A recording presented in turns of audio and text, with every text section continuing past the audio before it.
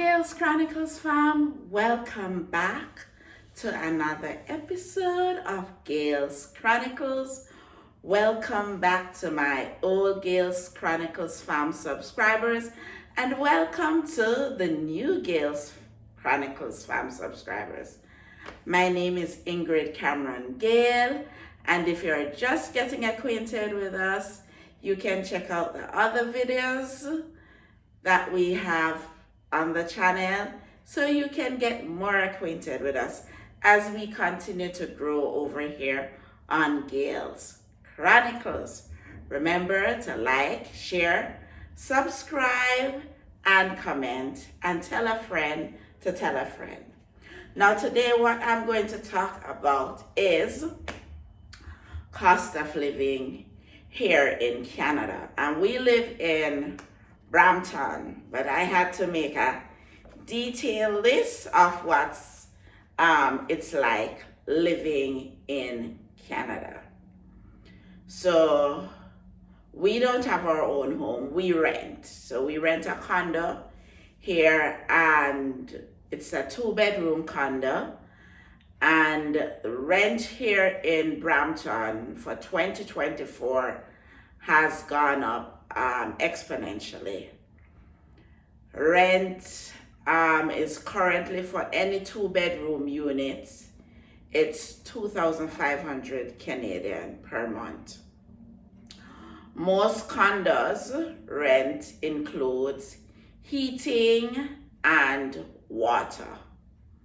It does not include air condition. So for us, our rent includes the heat and the water, but we're responsible for our light and which is electricity, and air condition.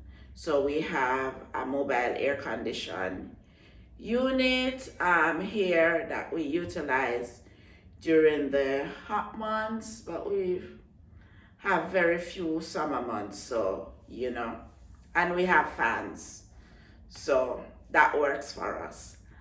And we pay for our light.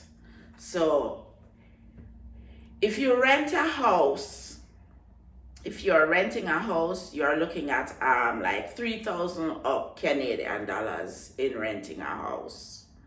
So renting a condo works out for us because we really don't have to deal with the shoveling of snow and raking up of leaves and all of those things, because all of those are covered in your rent, which includes your HOA, that where individuals are paid to do the cleaning up of the public spaces that we have, cleaning of the laundry room, cleaning of the hallways and the elevators, etc. So those are covered. The highest we have paid for light here is like maybe $70, and that's during the winter months when you have to when you use more electricity, I would say, because you're indoors more, so you tend to use more electricity during the winter months. Water bill, if you were supposed to be like living somewhere or renting somewhere where you pay water bill is every 3 months, and when we shared house with my sister-in-law, when we were renting together, the water bill was like maybe 100, maybe a little less, and that would be like every 3 months you would have to pay the water bill. So that worked out for us. Where you rent to, you have to consider that you pay renter's insurance, because like for us, there's insurance that covers the building you rent, but you pay renter's insurance to cover your belongings, your furniture, your appliances, etc., that you have within the building. So you have to consider that you have to pay, and it's like 30 something dollars per month, depending on what plan you take out with your insurance company, right? The next thing is that you have to look at your internet, cable. Most things come as a package. So your internet comes with internet cable and land phone. And let me tell you, it is pricey. It is pricey where I live. The company that we utilize, we're paying over $200 per month for internet, cable, and the landline. So I'm just letting you know that, guess what? You might come here and say, oh, I work so much money, but at the end of the day, you're spending back a lot of money, because over $200 for internet, cable, and land phone. And then remember, you have rent, and you have renter's insurance to pay, and you have light. You have light to pay as well. Then you have to look at the fact that all cell phone systems here in Canada are on a cell phone plan. Yes, your cell phone does not work without it being on a plan. I'm just letting you know, it's not like Jamaica where you can buy a credit. No, you cannot buy a credit and put on cell phone here in Canada. It doesn't work like that. So you have to pay for a plan every month. And we are on a family plan. The company we have been with since I came here is an awesome company, but it's pricey. But so far we have gotten really good services from the company, and it's over $200 per month, almost $300 per month for the 3 iPhones that we have on the system. So I'm letting you know that is expensive as well. So you're thinking, oh, so much money. Yes, you look at, that's why if you come to Canada as a single person, life is going to be harder than if you come to Canada as a couple where both of you are working and you can put one and one together and make 2, and then you're able to pull forward and you're able to hopefully save something at the end of each month. Okay, then there is groceries. And every 2 weeks, we go to the supermarket. I was saying to my husband, the prices go up so fast. And then the fact is that, what you buy for 2 weeks does not even serve for the 2 weeks, because, okay, you're still having to go to the supermarket for bread, for fruits, sometimes for extra vegetables, depending on how your week is going. And I've been trying to do some meal planning so that I can stretch the 2 weeks groceries.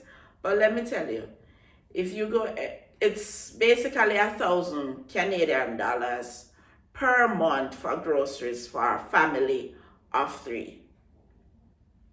For a family of 3, you're looking at a grocery list that's costing you $1,000 for the month. All right. I'm going to do a grocery haul in one of the vlogs, so you will have an idea of what we get, whether it's on a weekly basis or on a bi-weekly basis whenever we go to grocery. And I can tell you, whenever we go, it's not that we're buying the big bulk items all the time, because I will try my best. I get like rice and flour and meal and sugar in the big bags, so I don't have to get that every time. And then I get like for laundry, the big soap and We buy tissue like the pack of 24 or 36 tissues, and I try to buy like hand towel in bulk. So those are things that I try to ensure I have in bulk, so I don't have to buy them every time I go to the supermarket. So that's something you have to look on as well. Then you have to talk about clothes. Clothes, because of the different seasons, you have to buy clothes for different seasons. And if you have growing children, and I can tell you kids over here grow fast, and they need clothes. And boy clothes more expensive than girl clothes, I will tell you that. And then again, you buy for each season. But what I've noticed for the 5+ years we have been here, when you buy off season, so for example, summer has just ended and we are in fall. There is a big sale now on summer clothes. So if you're looking for summer clothes for next year, you buy them now.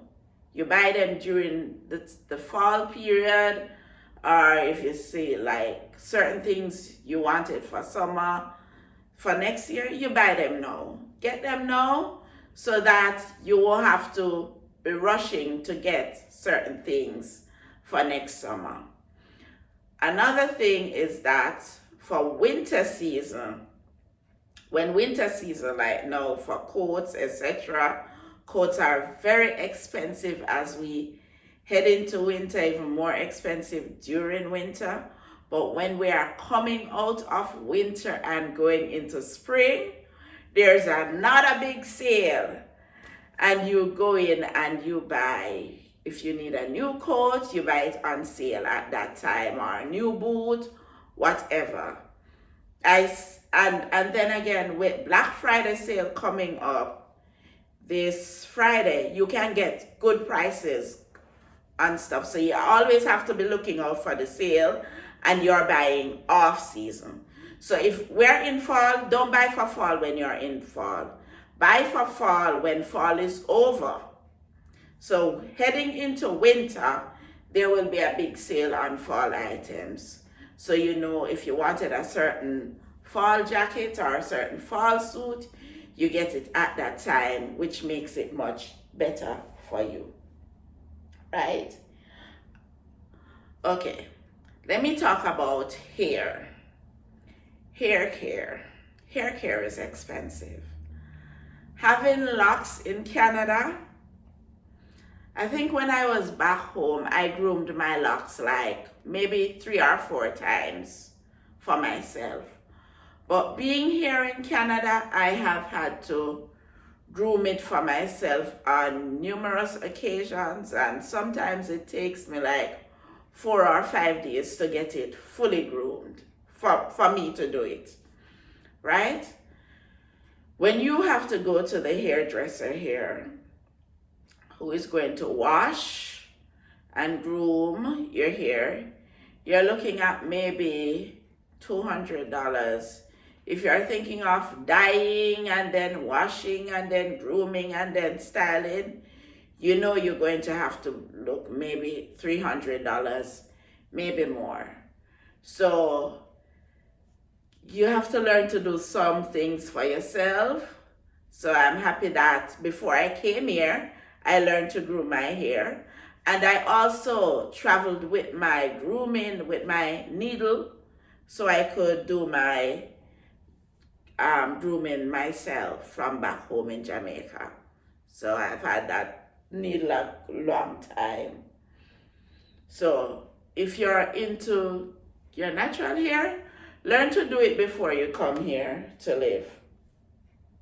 Another thing is buying a vehicle. When we decided that we were going to buy a car, we saved the money. We went into a partner. Yes, you have people who do partners here. You know, that's something I did back home, and coming here, that was something we got into as well. So we went into a partner, and we utilize a portion of the money to buy a second-hand car cash. Buy your vehicle cash, because the monthly payments, if you are going to take out a loan to buy a car, is going to kill you. Then remember, insurance for vehicle, you are paying for that monthly. That is going to kill you as well. And insurance is like 400 something, depending on the year vehicle you have and the type of vehicle you drive. So, and then some people are paying more depending on how young their driver's license is here in Canada. So all of those things you have to take into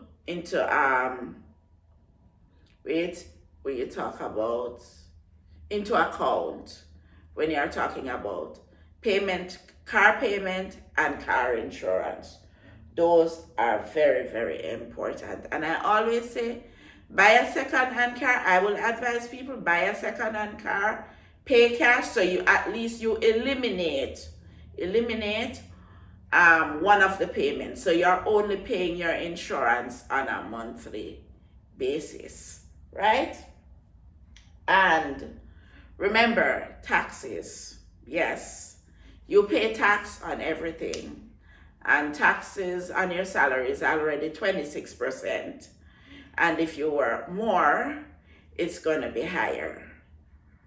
So you have to consider how much it is. You go to supermarket, there's tax on almost everything. There's tax on clothes.